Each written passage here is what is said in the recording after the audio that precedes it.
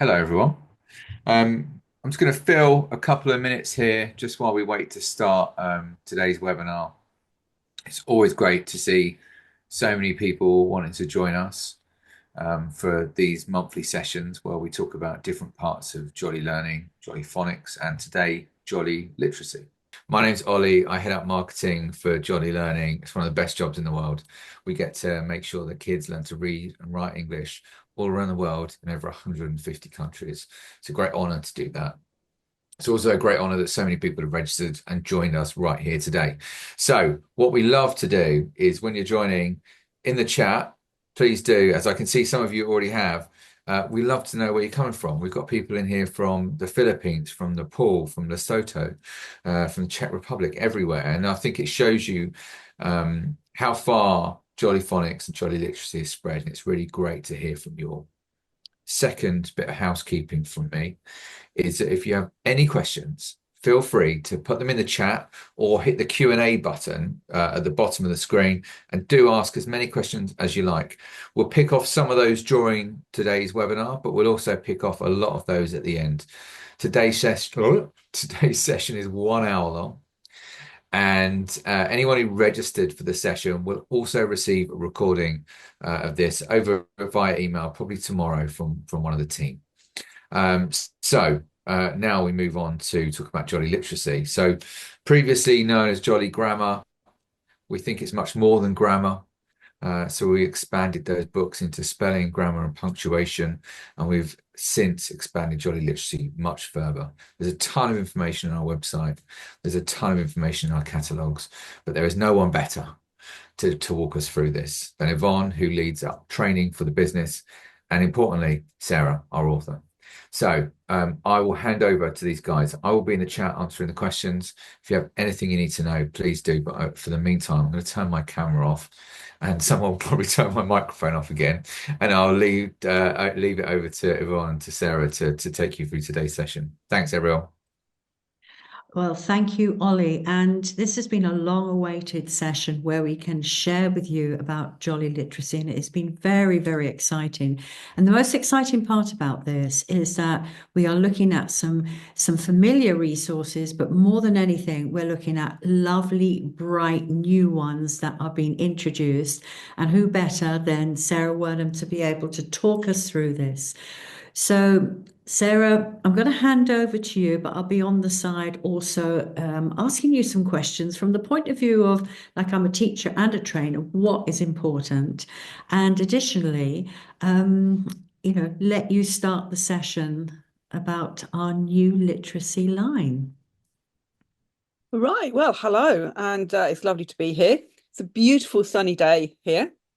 So a really good day to be talking about the changes that we have that we've introduced. So as you are all aware, because it's the name of the webinar, we now have it's a sort of new brand name, really, is you think that the best and easiest way to sort of try and explain it to you.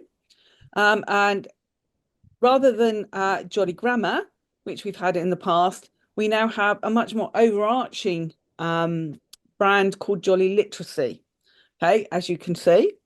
And in fact, Jolly Literacy encompasses part of the old Jolly Grammar. And in fact, as you can see here, the spelling, grammar and punctuation book, that's the pupils book, that actually is the equivalent of the old Jolly Grammar pupil book. Okay, so that's basically Grammar 1. There are some just slight changes, which I'm going to talk about in a bit, but basically spelling, grammar and punctuation is what used to be called Jolly Grammar. Okay, it's now, as I say, got the branding of Jolly Literacy, and spelling, grammar and punctuation used to be the strap line, because actually we include all of those things within it. It was never just a grammar program. But we have added it to it as well, as you can see there, with the writing and the reading comprehension, which again, I'm going to say a bit more in just a few seconds. So if we move on, in the past, we've had Jolly Grammar 1 to 6, we now have Jolly Literacy, Spelling, Grammar and Punctuation 1 to 6. So far, only one has been updated and has the accompanying comprehension and writing book to it. But we're still a complete program. We're still part of the whole thing. We just had a bit of a refresh, as you can see, some new artwork for the covers and things, as well as just a change of title. But essentially, this is Jolly Grammar, okay? But we have now added, I think, if we go to the next slide, we have now added these extra strands to it because everyone always wanted to have some more comprehension and writing, and using what we're teaching within the grammar and the spelling within comprehension and creative writing program, so the whole thing works holistically. So just like the spelling, grammar, and comprehension, there is a teacher's book which contains lots of information and things that you need to know.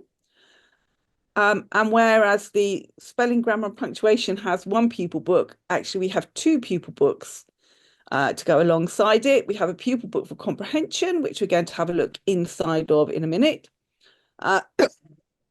Excuse me.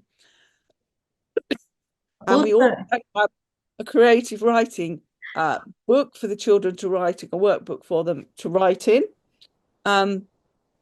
You can write in an ordinary textbook if you want to, but if you see the pictures inside here, I think you'll agree that you want to have you'll probably want to have copies of that as well.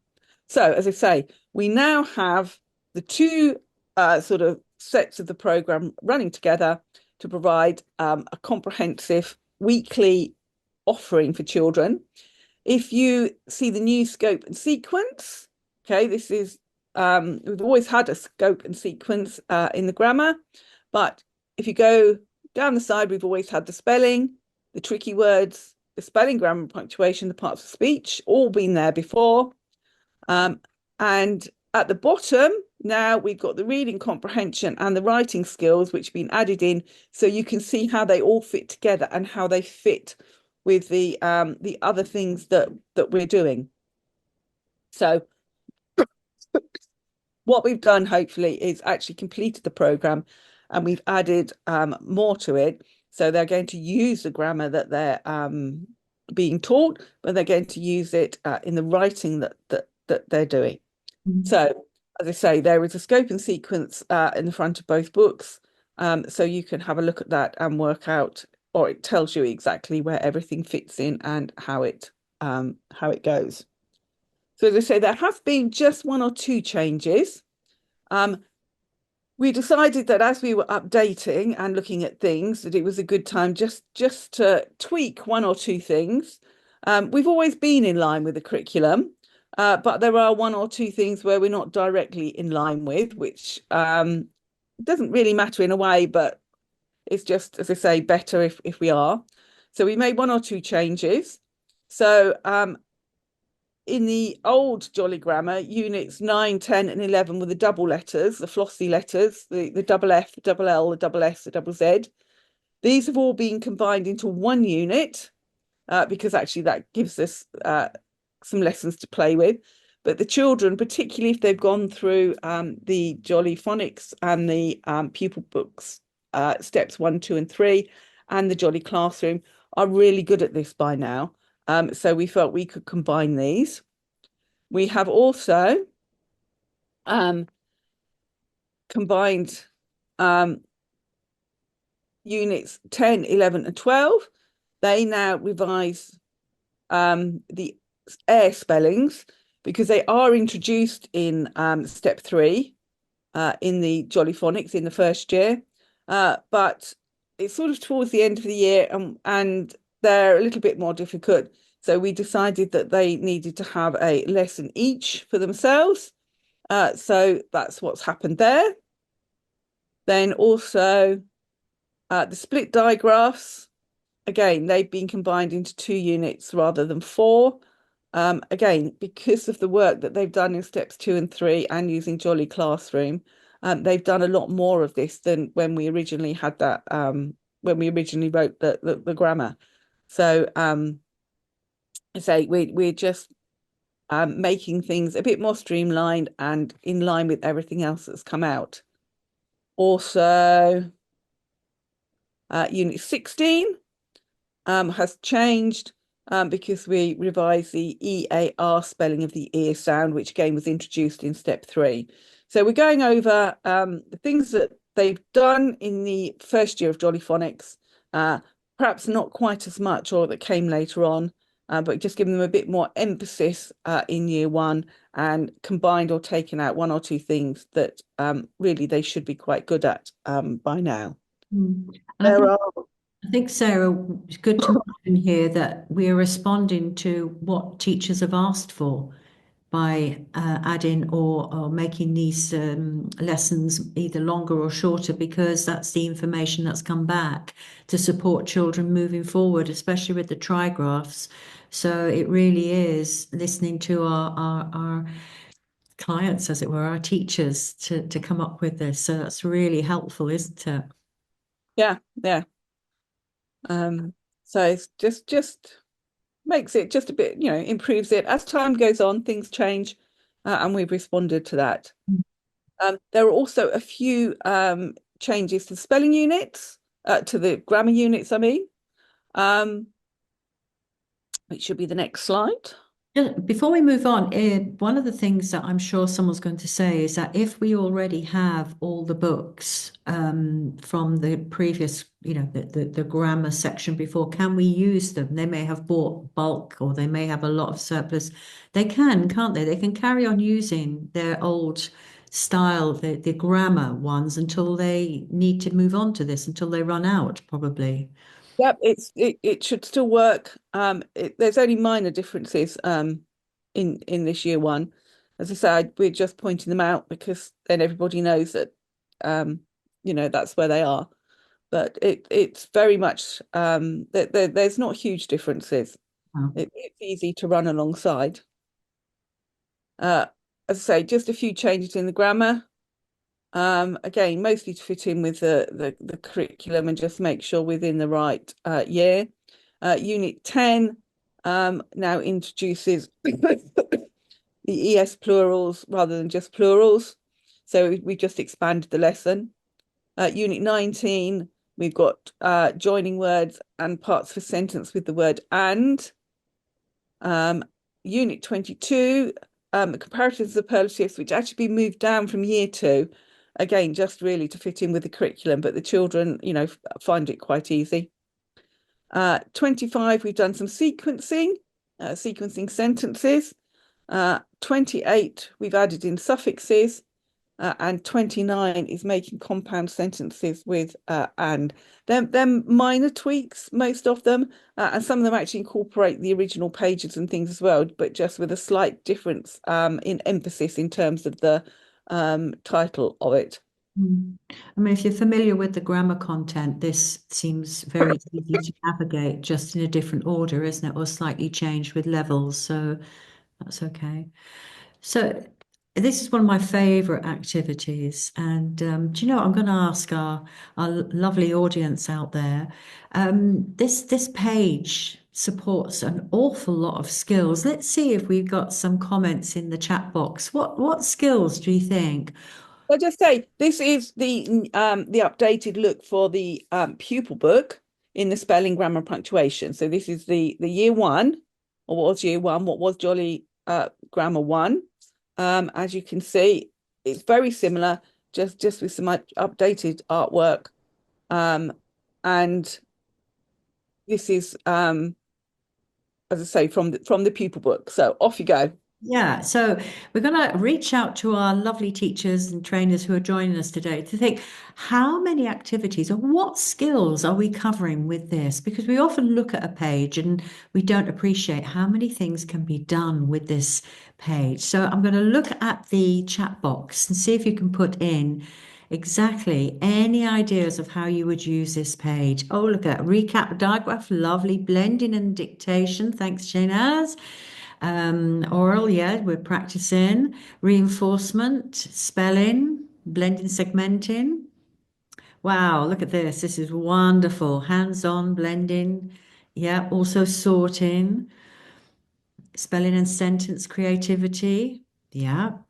So it's great fishing activity. So it's absolutely wonderful that you're looking at this one page and seeing how many other ways. And I also like the fact that Sarah made space for drawing because there's those children who like to reverse the skill, don't they, Sarah? They like to draw while they're thinking about the word as well. And it really does help with dual coding and memory. And of course, we even have counting. Well done. Well done. Yeah. And our dictation. So this is absolutely brilliant. Thank you. They're really spot on today, Sarah. They are indeed. And as you can see, yeah, we've got vocabulary building with the fish. We've got the spelling words exactly the same. The spelling words are the same as they were originally. We've got the simple words at the beginning with the target sound or digraph, the tricky words introduced, and the longer word at the end, so children aren't frightened of long words and they're not just used to reading small and simple words. And the dictation on the bottom, because obviously dictation actually is really powerful and a really good way to get children writing independently and confidently. Yeah. And they So should be quite confident doing dictation now because it's been embedded quite a long way in the program. So they should be secure with that. And as we see, we got these beautiful books, don't they look lovely? And there we go, Sarah. Look at this. Absolutely stunning. this is an inside page from the comprehension pupil book. Okay. And you can see this is unit 1. So this goes alongside the page we've just seen. It's called A Visit to the Aquarium, funny enough, where fish live. And we have a shortish passage. Okay. And the idea is that you would read this with the children. You would read it aloud with them, hopefully in a way that they can see the text. You would go over and you point out any difficult words or punctuation, or you put expression in when you read it. So what you're doing is scaffolding and helping the children to develop their own reading and putting expression in and this sort of thing. We're not envisaging you just hand this to a child at the beginning of year 1 and say, off you go, just do it. So say the idea is that the teacher reads it with the class and looks at it and you talk about it, because actually it's talking about things that develop vocabulary comprehension, even for children for whom English is their first language. That's still the way it develops. And then when you've done that and the children have had a chance to have a look at it for themselves as well, they can do the activities on the right-hand page. So we have, to start with, we have phrases or little sentences, little phrases mostly, that they have to read and to draw. So again, this is developing comprehension. Okay, children often they'll sound out and read the word. They call it barking up print. It's one of the things they criticize phonics for. But we are teaching it properly, so we are not having that. So they read whatever it's 6 red fish, and they have to draw 6 red fish in the bowl. Okay, and we gently introduce them. For the children who perhaps aren't as advanced as some of the others, this is a nice way to introduce it, and they can cope with it quite happily. We then have some yes or no questions. Again, they have to read, they have to think about what they've read, and then they have to decide if the answer to the question is yes or no. And then at the bottom, there is a question that needs to be answered with a sentence. So we're encouraging them in this case to write in sentences. Now, as the year goes on, and we will see as this webinar goes on, then the number of different sorts of questions changes. So by the end of the year, we won't have read and draw, but they will have more read and answer in a sentence questions. So we're developing these things as we go across the year. Mm-hmm. So this is a comprehension from the pupils book. This is the page you as a teacher in the teacher's book get. As you can see, it has a small version of the page so that you're on the right thing. Lots of instructions. talk about the story, again, encouraging you to engage with the children and to ask questions, not just direct questions about what happened or what's their name or anything else, but also, inference, asking them to think about things. What do they think about this? Have they done that? So trying to, get the children engaged with the text and think about what they're reading. The answers are all on the top right there.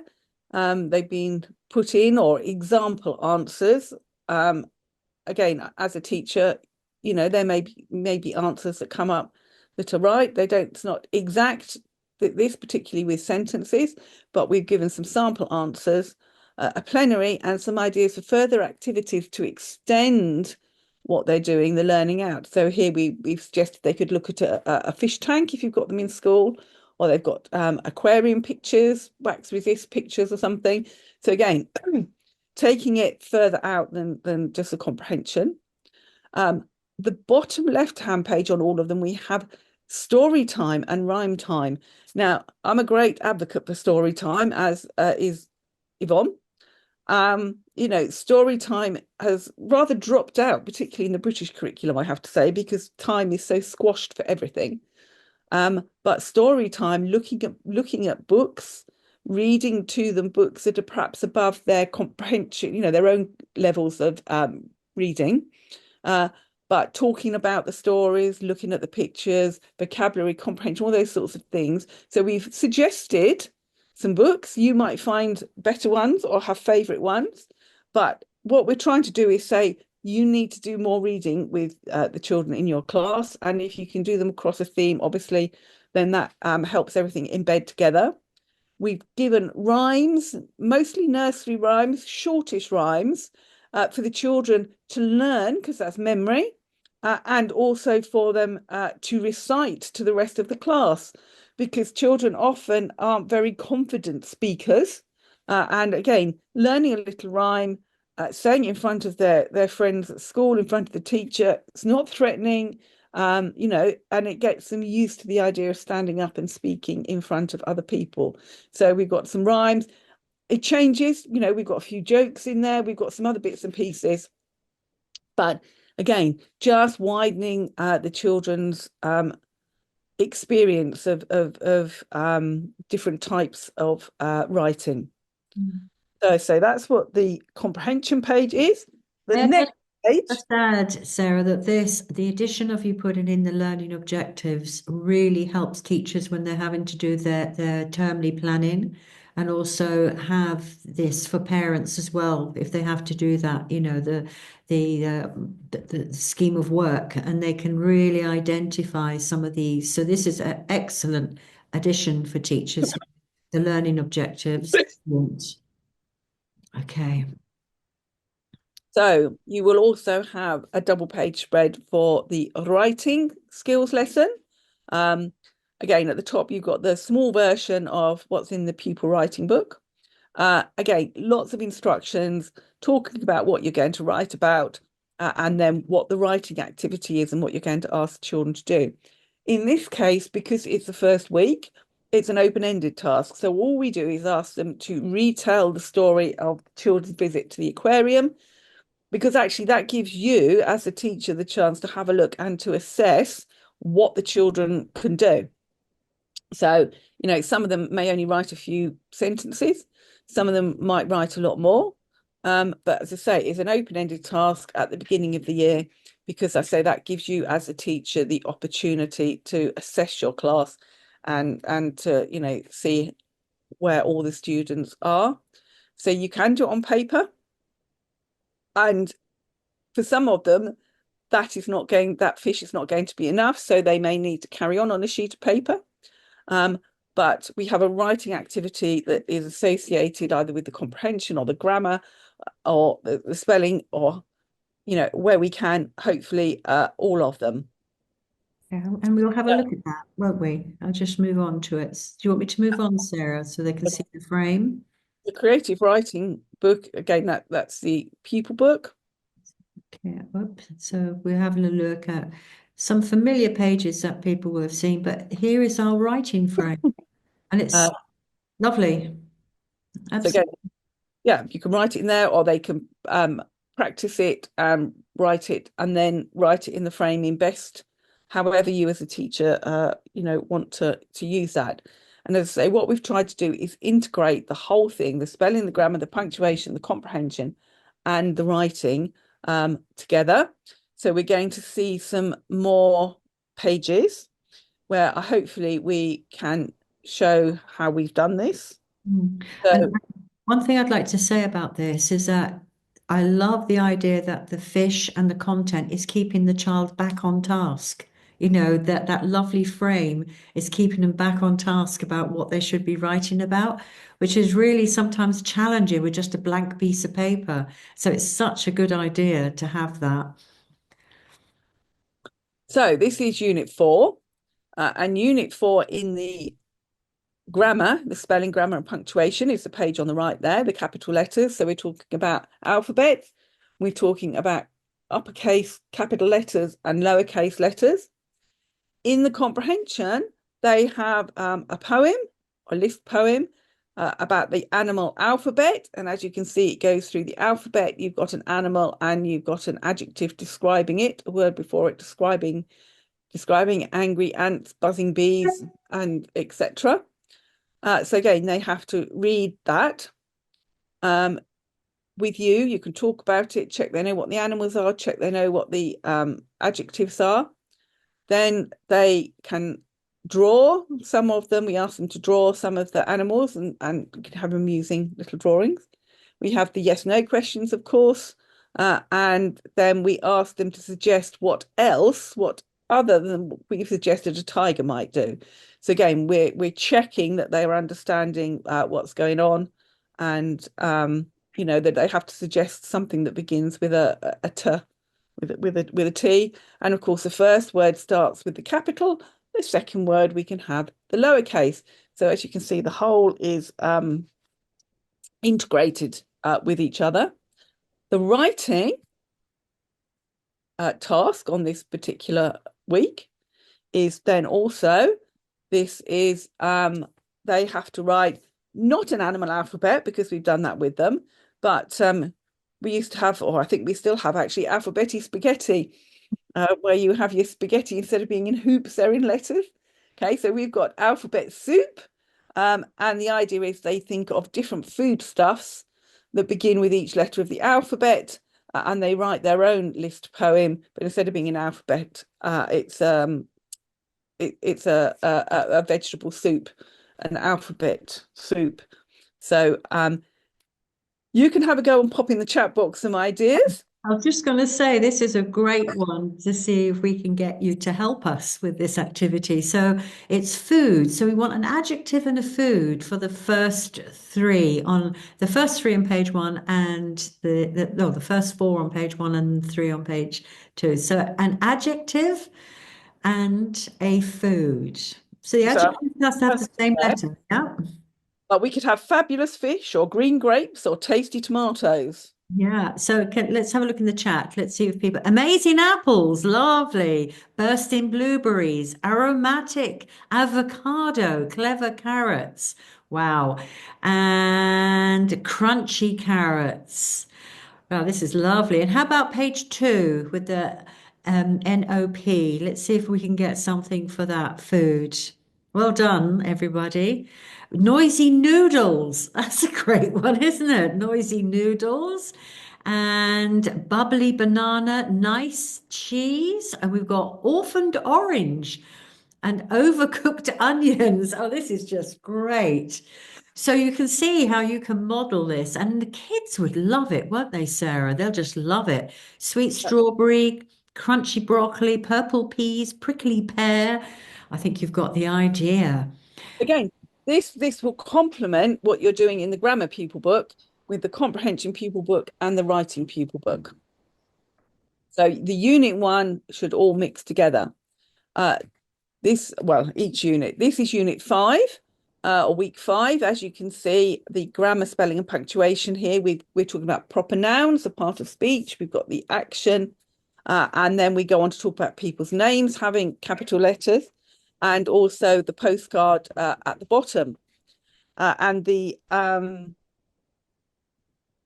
comprehension side, there is a passage which seems to have disappeared actually, but there is a passage where there is a postcard from Australia, and I think it's Zach has written it to his grandparents. And what we then ask the children, so they have to read that and understand it. And then on the writing side, we ask them to think about somewhere they've been, or if not, perhaps being at school, and write a postcard. So you've got it's a short passage. They can't just write on and on and on, because on a postcard you've only got that amount of space.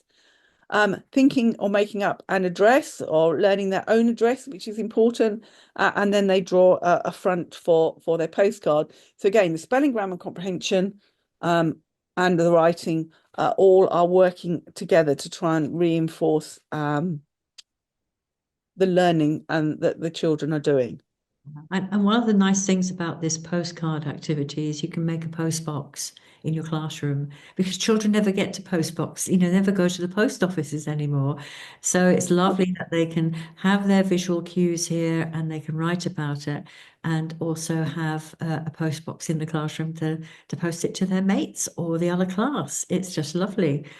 And there we go. Oh, it's popped up in reverse, Sarah. So we do have our illustration of the card. That's a comprehension page.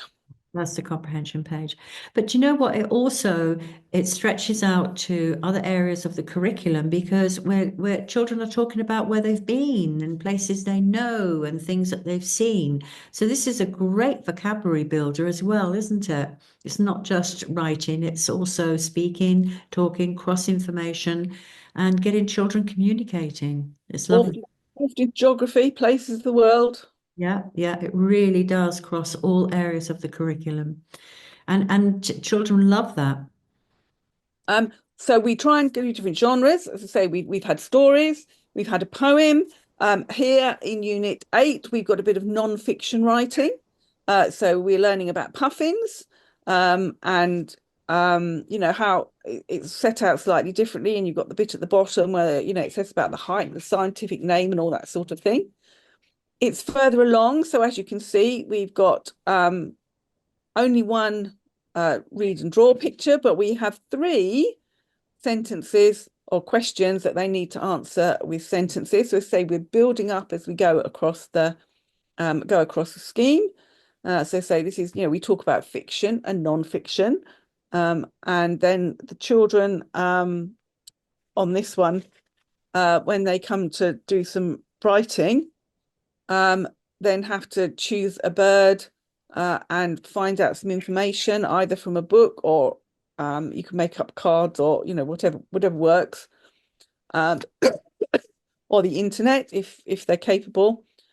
And then they find out and they write about a bird of their own. So again, that could be a bird they see locally, or it could be one that they like. And that's all explained in the teacher's book.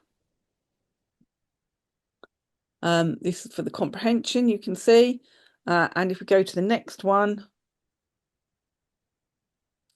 we've got explaining about choosing a bird and writing about it. And again, here's the writing frame. So they can make some notes in the boxes if they want to, or they can make their own little panel with the scientific name and some other interesting facts about the birds on it. Excuse me, I had a terrible cold last week and I'm still just getting there. Okay, so, and again, you've got the lovely bird shape in order to do some writing in. But again, you've got a bit of research, a bit of looking up, a bit of choosing, and then a bit of writing. And we're doing non-fiction writing as well. It's nice as well that we use photos, because children are getting a balance of illustration and photos. And the writing frames are just about right, aren't they? For children who find it challenging, they can do a small amount with the boxes, or do the whole page. Look at all these hearts. People love it. So it's absolutely wonderful. So we're moving on. I mean, I'm not talking that much about the spelling, grammar, punctuation directly, because as I say, that's really basically what we all know and what we've already been teaching. But what we're looking at specifically, or more specifically today, is the comprehension and the writing skills, because they are the new bit that's coming under the umbrella of Jolly Literacy to join the Jolly Grammar, the Jolly Spelling, Grammar and Punctuation. So here we've got Unit 19. And again, we can see the crossover here with some of our readers. Within some of our readers, we have Miss Beach's school class, because obviously children like reading about things that they can relate to and understand. And so they're having a book fair, a book week. So we talk about, what makes up a book. We look at a book, it's got a title, it's got an author. Oh, sorry. And the different parts of a book, summary on the back. So, yeah, talking about books in general and how they're made up and what they do. And again, as you can see, we've got 3 written questions. They need to know the word author just as much as they need to know fiction and non-fiction. So to go with this, for their writing, they then, oh, sorry. So this is for the comprehension side.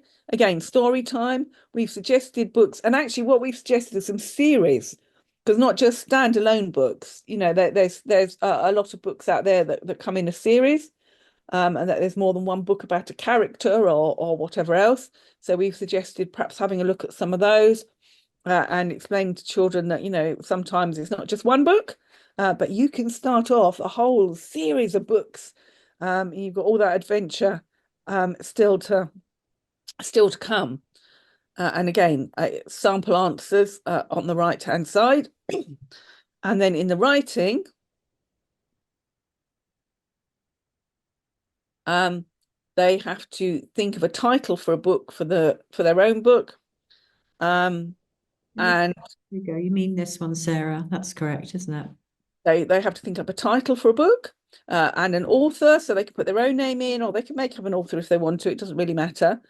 And then they have to draw a picture that illustrates the title that they've given. Okay. Because again, they've got to have some story in their mind. So it could be a fairy story they know, it could be their favorite book, it could be one they make up. Again, there is scope within what you're doing to adapt for your class and for your children.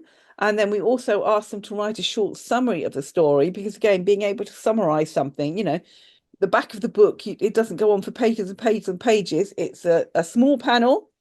You put the relevant points in, but trying not to give away the ending. So there's some tasks, as I say, around books in order to get children thinking about that. Now, this one is Unit 34, so we're coming right towards the end of the year here. And as you can see, we are retelling, or we're rereading quite a famous folk tale, The Enormous Turnip. Okay, and you can see here there are no read and see by now, but we do still have the yes or no. And then we've got 4 questions. 3 of them answer with a sentence. And then at the bottom, again, fitting in with some of the grammar that we're doing, 4 words that mean the same as pulled. So the children have to look at the text and find the words that mean the same as pulled. So again, all the time we're trying to overlap and show how the sort of isolated bit of grammar they're learning actually fits in to the language and to writing things. And within the story itself, there's so many things to revise, Sarah, not only about vocabulary, but what children have learned, punctuation, and there's letter sounds, all of that. It's wonderful. And we've got a nurse. I love the fact you've got a nurse in there helping. Really sweet. The nurse always seems to come into it, because this is sort of more or less a straight retelling of the traditional tale. Yeah. Yeah. And the teacher's notes, you will, that's the writing skills book, the cover for the writing skills book. Yeah. You can see we've referenced again one of our readers because we do have this story as a blue reader, as you can see.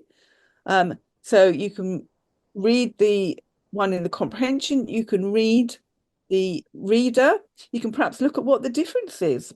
Are there differences? What are the differences? Because there are versions of tales like this, folk tales that have been retold over the years.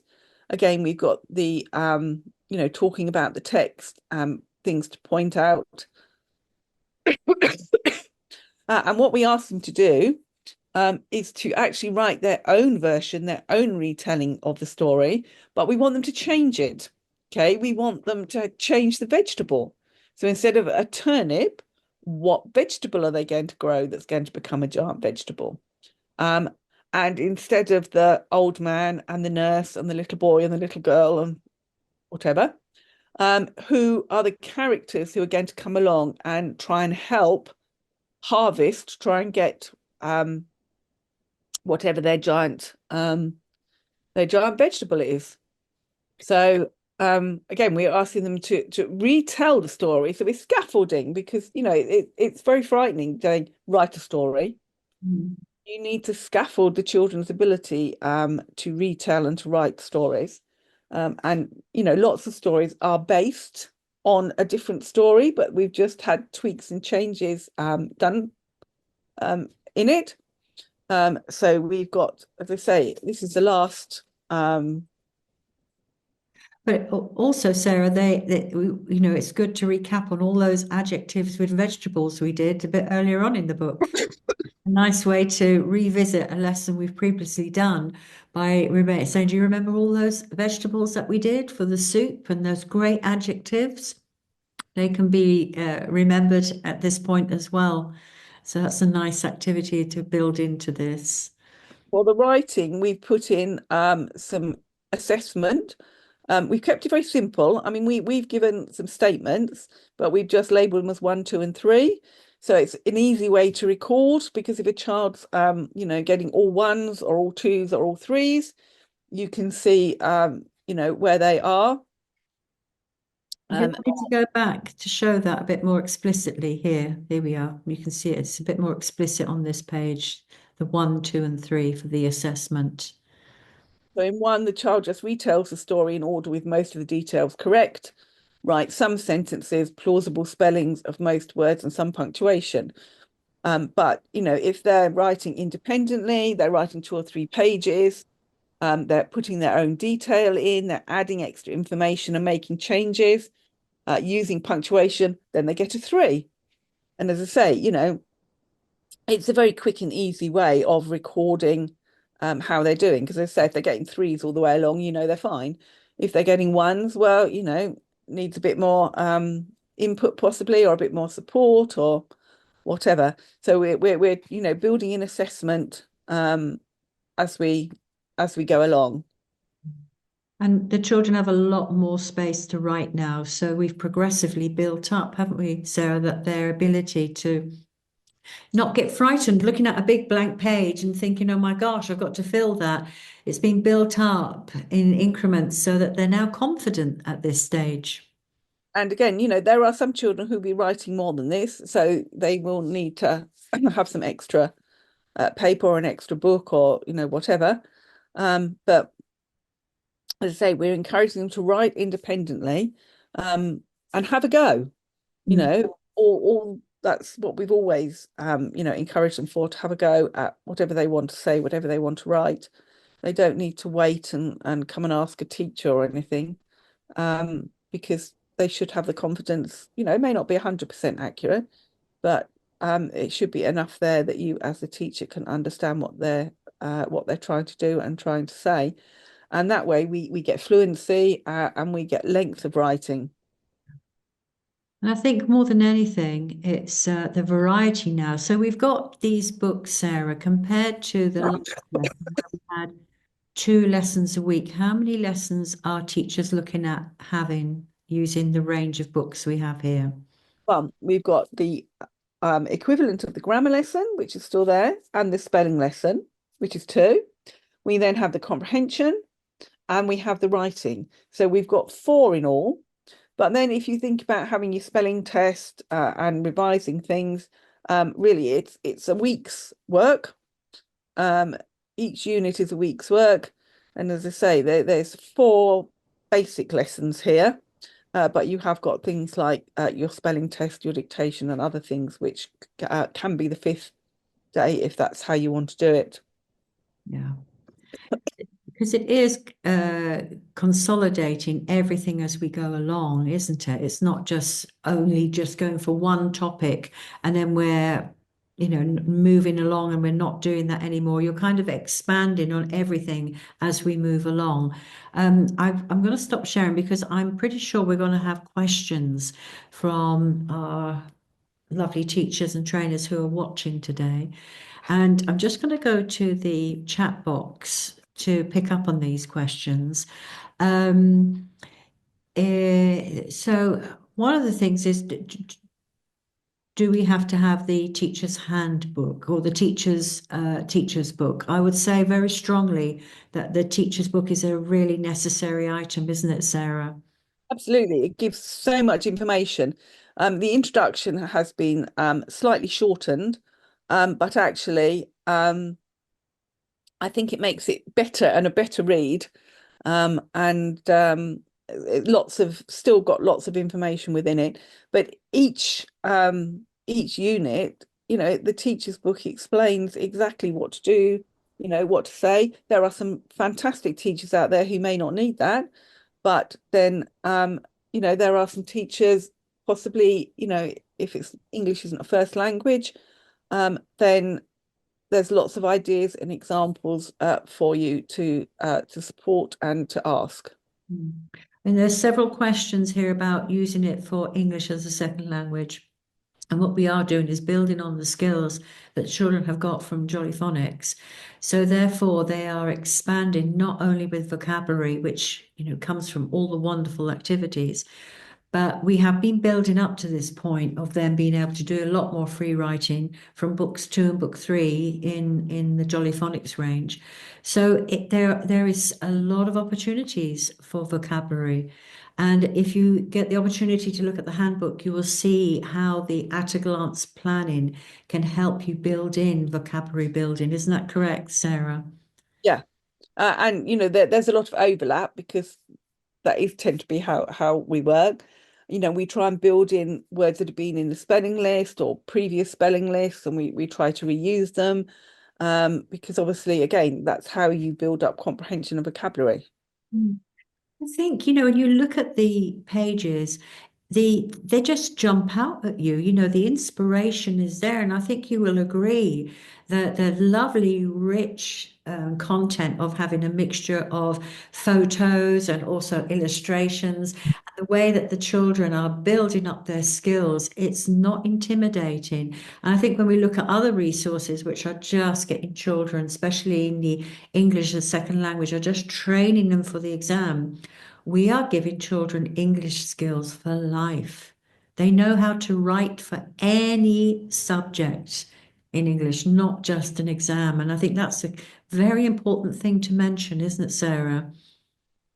Yeah, yes. It's all very well learning to an exam, but actually, really, we want children who are confident to read, write, and speak the language. Yeah. But the one thing you will notice is that if anyone's used any of the previous grammar and now going on to literacy, children make that amazing leap from the transition from phonics to grammar. And because it's so subtle, it's like a learning spiral that the children are going up. By the end of the first year, Sarah, it's amazing the progress that they've made. Absolutely. I mean, at the moment, the Jolly Literacy branding has changed, but this and the spelling, grammar, and punctuation goes all the way through. But only year 1 has got the comprehension and the writing book at the moment. And level 2 will be coming hopefully at the end of the year. And we've got a question saying, what age group is this level aimed at? Well, again, we know that the adaptability of the program means that it can fit in where you need it. Clearly, this is the next stage of Jolly Phonics, but we also know that Jolly Phonics can be spread over different stages as well, depending on where you are, where you're located, your planning, and the school curriculum. So we're generally saying it's within the bandwidth of like 6 to 8 year olds. Is that correct, Sarah? This level? I mean, obviously, in English schools, year one is 6 to 7 year olds. Mm. But if you're in a English as a second or foreign language situation, then often the teachers are certainly sort of, can be a year behind, or it takes that much longer because you have to put in all the vocabulary and other things. And sometimes it's just time as well. It depends how many lessons a week you are allowed. Yeah. And Alice Russi has mentioned here about supporting Cambridge. Yes, it does. It does support the Cambridge, not only young learners, but moving up through the literacy levels, the B1 or, moving up. But I'd have to say it's the best thing to do with this resource is use it, because the more you use it, the more you'll see the potential and how widely. It's like a concertina. You can give as much as you little as you want, but the most important thing is you've got the at a glance teacher's book that is giving you the core. So if you are doing short lessons of 45 minutes, you could manage these activities really well, couldn't you, Sarah? Yeah. Yeah. And some people get the opportunity of having over an hour for their English classes. So I think, as you know, the key thing about all of the programs that Sarah has co-authored is the adaptability and the fact that you can get all of this planned for your academic year, but also we are really appreciative of schools where they may only have 3 lessons per week of English. You can still use the scope and sequence to organize your planning. And I love the fact that we have all of these learning outcomes to help you when you are looking at the key learning points that are desired for your children to have at the end of each term. So well, congratulations, Sarah. It's lovely. I was going to say there's been several questions about how it fits with Jolly Classroom. Jolly Phonics fits in with the Jolly Classroom and the stages, the steps 1, 2, and 3. Um, this aligns or will align with the Jolly Classroom for Grammar 1. Hmm. So Yeah. nothing changed there, really. It's still that alignment, Yeah. There's just a couple of questions, if I may. There's one from Deb, which was about how can I get electronic copies of the scope and sequence? I think that's a really good point. I think we should make those available. So in our follow-up email after this session, I'll try and organize that to be added in so that it's a bit more visible and we can make that clear for everyone, because I think that's really useful to see the program. Yeah. We've answered this questions around Jolly Classroom, which is good. And I think that was the main questions. And then there was a question around level readers and how do our readers match as we go into the comprehension. I don't know if Yvonne, can you see that question from Yeah, so it's looking at what levels go with this, Sarah. So we've mentioned about the blue readers fitting in with the turnip, the Yeah, turnip. it's quite difficult to sort of say that Mm.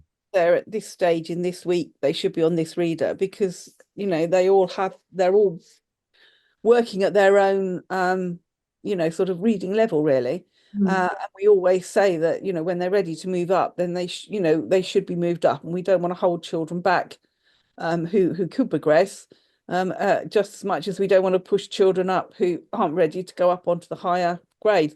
So there we give on the scope and sequence, we give a suggestion. I think actually it's on the Jolly Phonics one. We give a suggestion of where they come in, but we're not we never, hugely specific and say this week they should be doing this book, because that's not how we believe reading develops.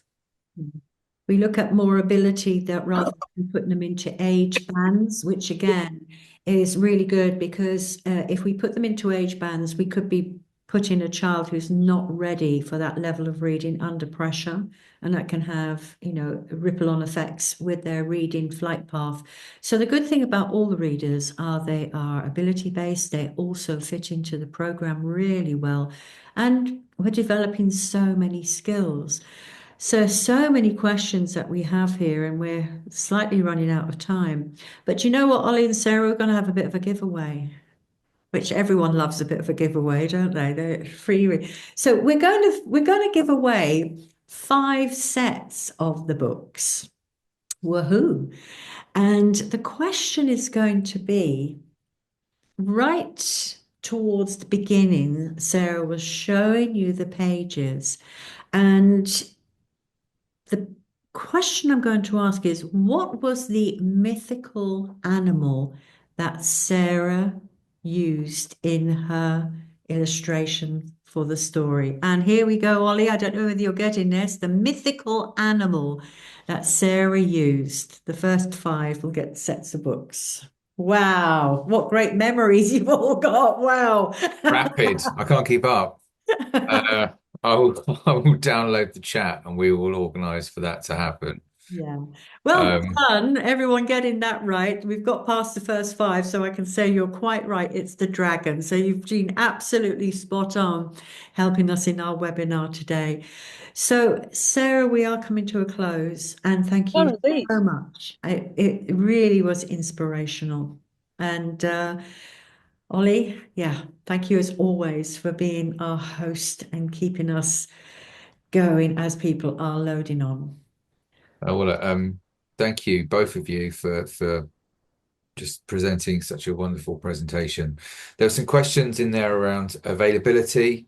I'll make sure it's covered off in the email that goes out tomorrow, so everyone's really, really clear rather than try and cover off all the bases. But broadly speaking, the books are available globally. They're available in our distribution centres in the UK and the US. Many of our stockists in India and around the world have them. There's a few questions around sort of digital versions and PDF versions where books are harder to get hold of.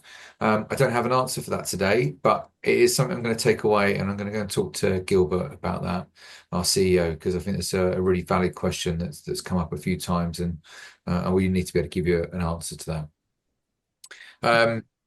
I'd like to thank all of you for joining us and making the chat really good fun. It's always great to hear the feedback. And excitingly, next month's webinar will be about assessments, which we have just built and launched in Jolly Classroom, giving you the ability to see how your children are performing in class and help them progress, particularly and specifically around our phonics program. It's a really exciting addition to our software. It's something that people have been asking for a long time. We believe firmly it's the best in market, and we can't wait to show you it next month. So everyone will get a recording today's session, and please look out for joining next month's one, and we look forward to seeing you all again then. So Sarah, thank you very much for joining us today, and Yvonne, thank you. And we'll see you all again very, very soon. Take care. Bye. Bye-bye. Cheers, guys.